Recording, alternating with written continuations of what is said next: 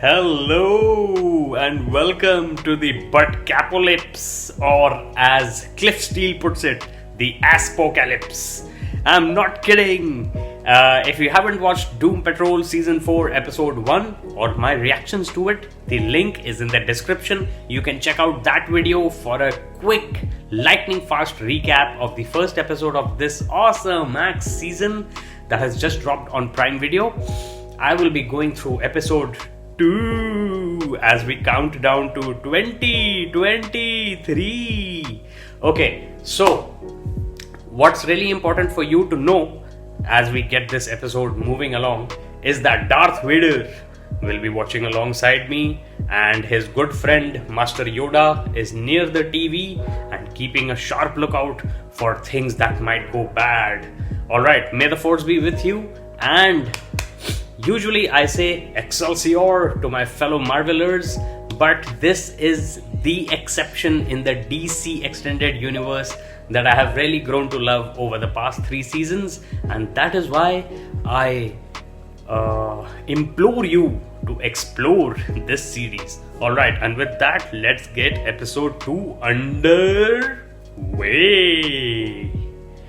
And away we go. So, in a classic case of karma coming around in a circle to bite people in the butt, the Doom Patrol, created the butt zombies or zombie butts, whichever way you want to put it.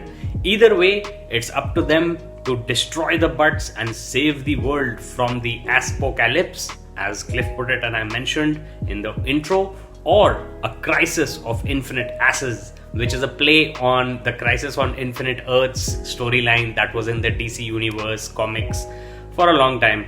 And apart from Zack Snyder's Justice League director's cut, which in itself was not anything to write home about, frankly, it doesn't compare to the MCU at all.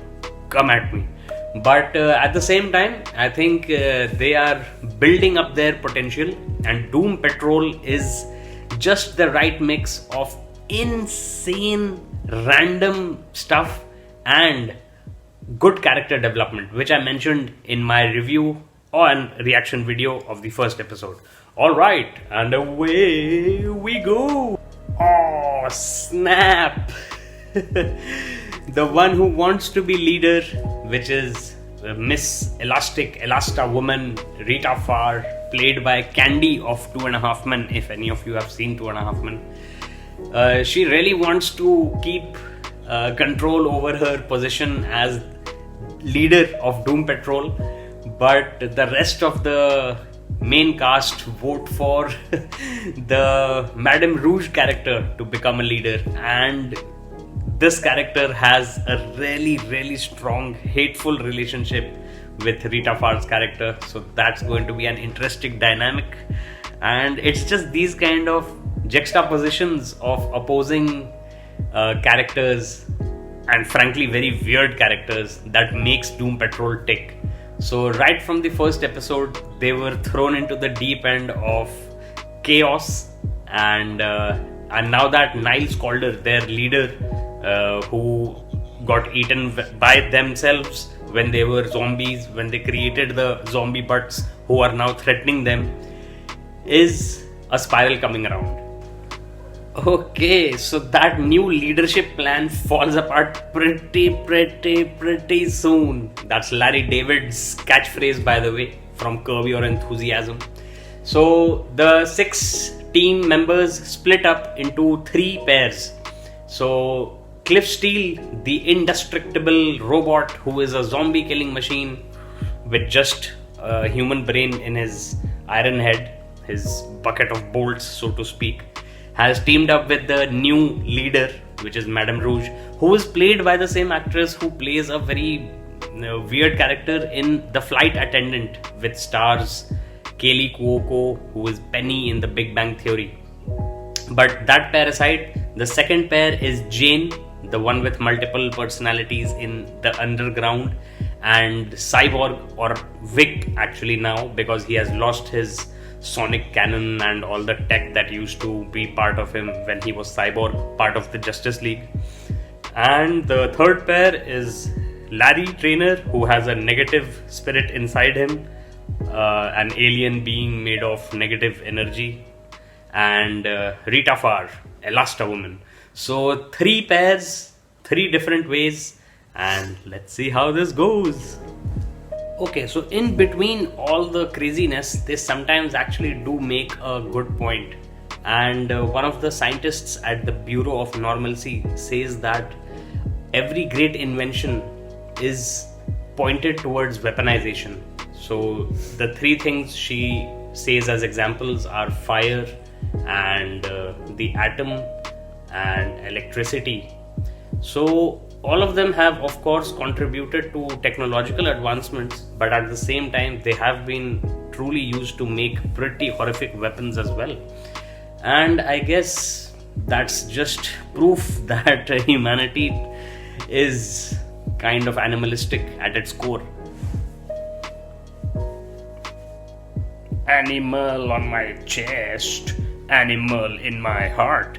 Alright, so this episode is not really action filled as such, and the zombie butts are not yet zombified, at least in the flashbacks.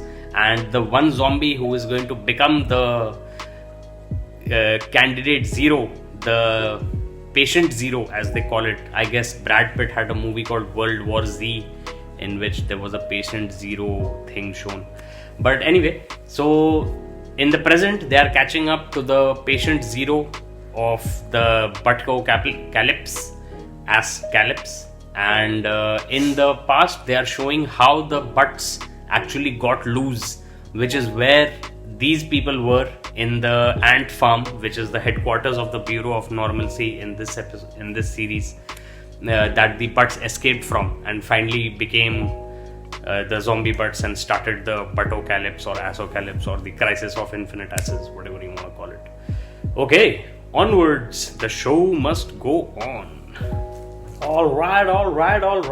So as we head towards the end of episode 2 of season 4 of Doom Patrol, it seems like they've rounded up the main zombie who started off the Butcalypse and the final butt who became the first zombie butt or butt zombie, either way. But, pun intended, there is obviously something else afoot, and something is going to go wrong in these final minutes, as it always does with the Doom Patrol, and I'm just waiting to see what it is. So after a lot of flashbacking and fast forwarding, it seems, but only seems, like they have saved the world again.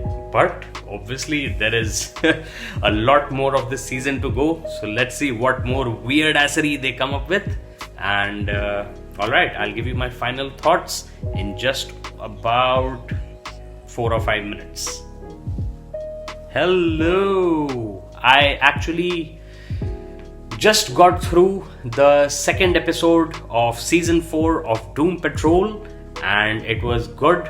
Overall, not very action packed, like I mentioned before.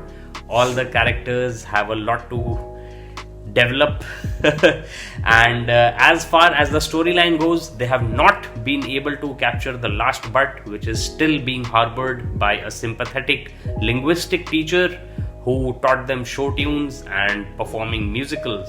Alright, another little tidbit is that Flex Mentalo, a good character who could do all sorts of things by flexing certain muscles, is probably going to appear in this season as well, because he was on the cereal box of that teacher. Other than that, in the third episode, which is Nostalgia Patrol, we are going to be seeing an actor who played a character in Heroes, which was also a pretty nice series, but far long ago, when super powered humans were just beginning to become a thing in pop culture on TV actually. And another thing, Willoughby, the character who is a Templar knight and who has helped Niles Calder in overcoming a lot of weird assery, is also going to be appearing soon, because as I said in the episode 1's final, just before the credit scene, Immortus is a new supervillain who has been introduced just as text, and let's see what happens with that. Also, after episode 3, episode 4 will be featuring the return of Niles Calder's daughter, the ape-faced immortal who might just be immortals, we don't know, or might be a conduit. So with all this weirdassery going on, let's see how Doom Patrol season 4 pans out. It's leading into the new year with 4 episodes already dropped, and I'm just looking forward to see how they take this season forward.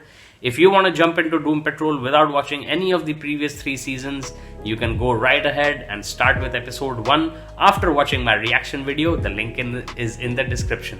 Thanks so much for watching, and smash that sub button for awesomax fun. Alright, namaste, take care and stay safe.